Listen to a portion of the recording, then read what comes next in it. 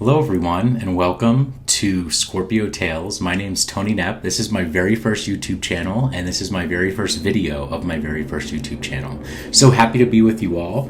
What I'm going to do in Scorpio Tales is go through some stories and read through some stories with you. I've been told I have a lovely reading voice, so I'm like, why the fuck? Why not? Oh, I shouldn't say fuck in my first YouTube video, should I? Anyway, why the hell not put my voice to use and make a relaxing, fun YouTube video for all of you to listen to while you are relaxing and enjoying this while you're falling to sleep. So I found a really cool story for us to go through and enjoy. The story is called 2BR0B2. It's a sci-fi tragedy. It was published in 1962, and I thought the story was pretty good, so I thought I would read it for all of you. So this is not meant to be perfect. This is just meant to be just a seamless one-time recording here that I'm going to run through. No edits, no chops. I don't have an editor or anything like that, so I'm just doing it myself. So we're just going to make this up as we go along. So if you like it, follow along with me, and let's get into the story. Let's story time with Tony. So it's 2BR02B. Everything was perfectly swell. There were no prisons, no slums, no insane asylums, no cripples. Are we allowed to say cripples? Is that a word we're allowed to say? Anyway, no poverty, no wars. All diseases were conquered. So was old age. Death, barring accidents, was an adventure for volunteers. The population of the United States was stabilized at 40 million souls. One bright morning in the Chicago lying-in hospital, a man named Edward K. Wehling Jr. waited for his wife to give birth. He was the only man waiting. Not many people were born a day anymore. Wehling was 56, a mere stripling in a population whose average age was 129. X-rays has revealed that his wife was going to have triplets. The children would be his first. Young Wehling was hunched over in his chair, his head in his hand. He was so rumpled, so still and colorless as to be virtually invisible. His camouflage was perfect, since the waiting room had a disorderly and demoralized air too. Chairs and ashtrays had to be moved away from the walls. The floor was paved with spattered drop cloths. The room was being redecorated. It was being redecorated as a memorial to a man who had volunteered to die. A sardonic old man, about 200 years old, sat on a stepladder, painting a mural he did not like. Back in the days when people aged visibly, his age would have been guessed at 35 or so. Aging had touched him that much before the cure for aging was found. The mural he was working on depicted a very neat garden. Men and women in white, doctors and nurses, turned the soil, planting seedlings, sprayed bugs, spread fertilizer. Men and women in purple uniforms pulled the weeds, cut down the plants that were old and stickly, raked leaves, carried refuse, and trash burners. Never, never, never, not even in the medieval Holland nor in old Japan, had a garden been more formal, been better tended. Every plant had all the loom, light, air, water, and nourishment it could use. The hospital orderly came down the corridor, singing under his breath a popular song. If you don't like my kisses, honey, here's what I'll do. I'll go see a girl in purple, kiss this sad world, toodaloo. If you don't want my lovin', why should I take up all this space? I'll get off this old planet, let some sweet baby have my place. The orderly looked at the mural and the muralist. Looks so real, he said. I can practically imagine I'm standing in the middle of it. What makes you think you're not in it? Said the painter. He gave a satiric smile. It's called the happy garden of life, you know. That's good of Dr. Hitz, said the orderly.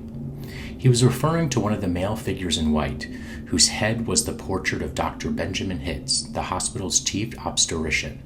Hitz was a blindingly handsome man. Lots of faces to fill in, said the orderly. He meant that the faces of many of the figures in the mural were still blank. All blanks to be filled in with portraits of important people on either the hospital staff or from the Chicago office of the Federal Bureau of Termination. Must be nice to be able to take pictures that look like something, said the orderly. The painter's face curled into a scorn. You think I'm proud of this daub, he said. You think this is my idea of what life really looks like? What's your idea of what life really looks like, said the orderly.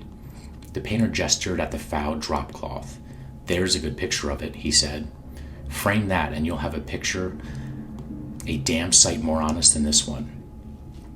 You're a gloomy old duck, aren't you, said the orderly. Is that a crime, said the painter.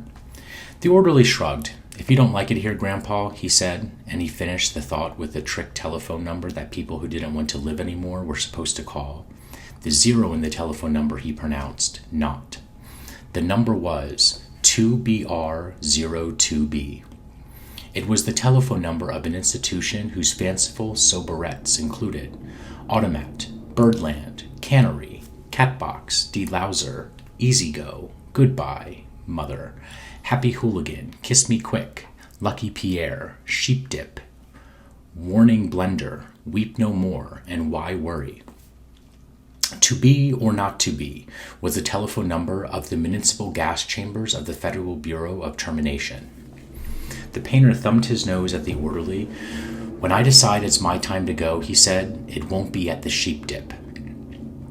A do-it-yourselfer, eh? Said the orderly. Messy business, Grandpa. Why don't you have a little more consideration for the people who have to clean up after you? The painter expressed with an obscenity his lack of concern for the tribulations of his survivors. The world could do with a good deal more mess, if you ask me, he said. The orderly laughed and moved on. Wehling, the waiting father, mumbled something without raising his head and then fell silent again. A coarse, formidable woman strode into the waiting room on spiked heels. Her shoes, stockings, trench coat, bags, and overseas cap were all purple. The purple the painter called the color of grapes on Judgment Day. The medallion of her purple musk bag was a seal of the Service Division of the Federal Bureau of Termination, an eagle perched on a turnstile. The woman had a lot of facial hair, an unmistakable mustache, in fact.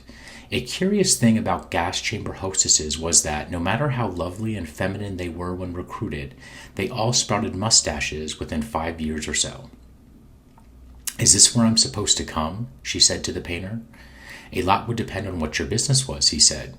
You aren't about to have a baby, are you? They told me I was supposed to pose for some picture, she said. My name's Laura Duncan. She waited. And you dunk people, he said. What? She said. Skip it. That sure is a beautiful picture, she said. It looks like heaven or something. Or something, said the painter. He took a listed name from his smock pocket. Duncan, Duncan, Duncan, he said, scanning the list. Yes, here you are. You're entitled to be immortalized. See any faceless bodies here you'd like me to stick your head on? We've got a few choice ones left. She studied the mural bleakly. Gee, she said, they're all the same to me. I don't know anything about art. A body's a body, eh? He said. All righty. As a master of fine art, I recommend this body here. He indicated a faceless figure of a woman who was carrying dried stalks to a trash burner. Well, said Laura Duncan, that's more the disposal people, isn't it? I mean, I'm in the service. I don't do any disposing. The painter clapped his hands in mock delight. You say you don't know anything about art, and then you prove in the next breath you know more about it than I do. Of course, the sleeve carrier is wrong for a hostess. A snipper, a pruner, that's more your line. He pointed to a figure in purple who was sawing a dead branch from an apple tree. How about her, he said. You like her at all? Gosh, she said, and she blushed and became humble. That puts me right next to Dr. Hitz. That upsets you, he said. Good gravy, no, she said. It's such an honor. Ah, you admire him, eh? He said. Who doesn't admire him, she said, worshipping the portrait of Dr. Hitz. It was the portrait of a tanned, white-haired, omnipotent Zeus, 240 years old. Who doesn't admire him, she said, again. He was responsible for setting up the very first gas chamber in Chicago. Nothing would please me more, said the painter, than to put you next to him for all time, sawing off a limb that strikes you as appropriate. That's kind of what I like to do, she said. She was demure about what she did. What she did was make people comfortable while she killed them. And while Laura Duncan was posing for her portrait into the waiting room, bounded Dr. Hitz himself. He was 7 feet tall, and he boomed with importance, accomplishments, and the joy of living. "Well, Miss Duncan, he said, and he made a joke. "What are you doing here?" he said. "This isn't the place where people leave. This is where they come in." "We're going to be in the same picture together," she said shyly. "Good," said Dr. Hitz heartedly. "And isn't that some picture?" "I am sure honored to be in it with you," she said. "Let me tell you," he said, "I am honored to be in it with you. Without a woman like you, this wonderful world wouldn't have gotten to be possible." He saluted her and moved towards the door that led to the delivery rooms. "Guess what was just born?" he said. "I can't," she said. "Triplets," he said. "Triplets," she said. She was exclamating over the legal implications of triplets. The law said that no newborn could survive unless the parents of the child could find someone who would volunteer to die. Triplets, if they were all to live, called for 3 volunteers. "Do the parents have 3 volunteers?" said Laura Duncan. "Last I heard," said Dr. Hitz, "they had 1, and they were trying to scrap another 2 up." "I don't think they made it," she said.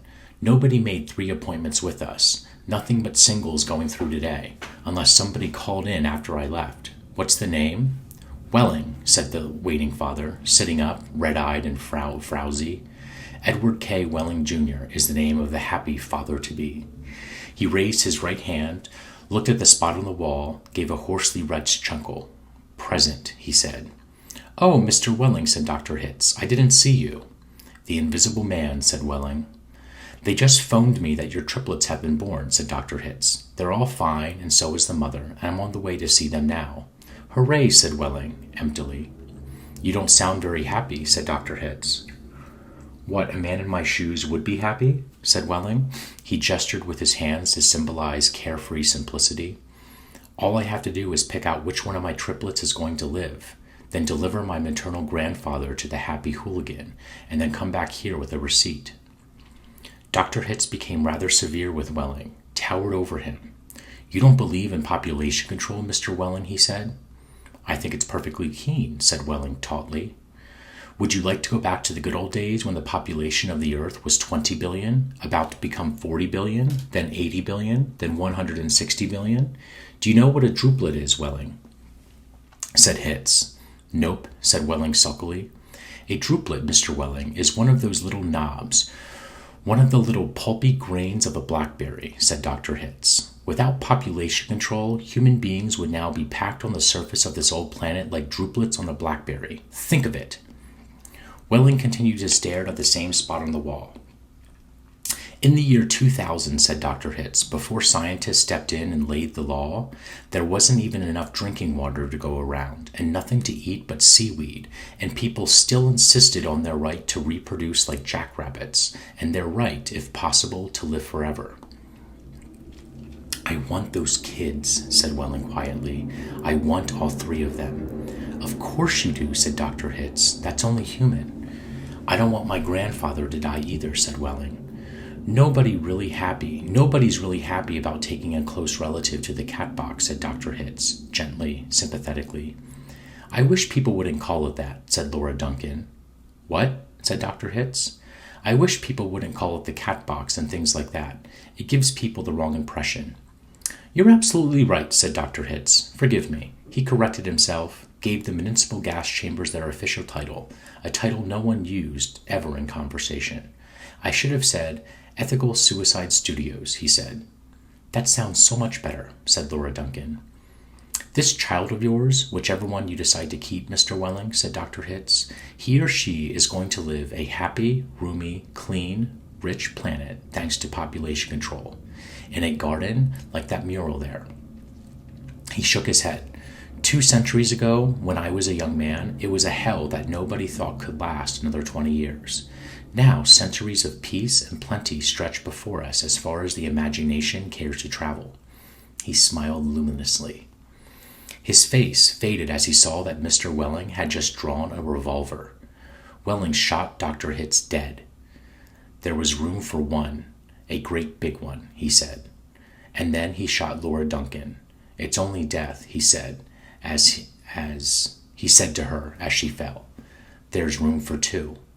And then he shot himself, making room for all three of his children. Nobody came running. Nobody seemingly heard the shots. The painter sat on top of his stepladder, looking down reflectively on the sorry scene. The painter pondered the mournful puzzle of life, demanding to be born, and once born, demanding to be fruitful, to multiply, and to live as long as possible, to do all that on a very small planet that would have to last forever. All the answers that the painter could think were grim, even grimmer surely than a cat box, a happy hooligan, an easy go. He thought of war, he thought of plague, he thought of starvation. He knew he would never paint again. He let his paintbrush fall to the drop cloths below. Then he decided he had about enough of life in the happy garden of life too, and he came slowly down from the ladder. He took Wehling's pistol, really intending to shoot himself, but he didn't have the nerve. And then he saw the telephone booth in the corner of the room. He went to it and dialed the well-remembered number, 2BR0B2. "Federal Bureau of Termination," said a warm voice of a hostess. "How soon can I get an appointment?" he asked, speaking very carefully. "We could probably fit you in late this afternoon, sir," she said. "It might even be earlier if we get a cancellation." "All right," said the painter. "Fit me in if you please." And then he gave his name, spelling it out. "Thank you, sir," said the hostess. "Your city thanks you. Your country thanks you. Your planet thanks you. But the deepest thanks of all is from future generations." I hope you all enjoyed the story. That was 2BR0B2. As I said, this was my very first YouTube video. My name's Tony. I hope you enjoyed it. Thank you so much for joining me in this journey as I go and record and just have fun doing YouTube videos with you. So hopefully you had a good time as I did, and I'll see you in the next video. Have a great day. Bye-bye.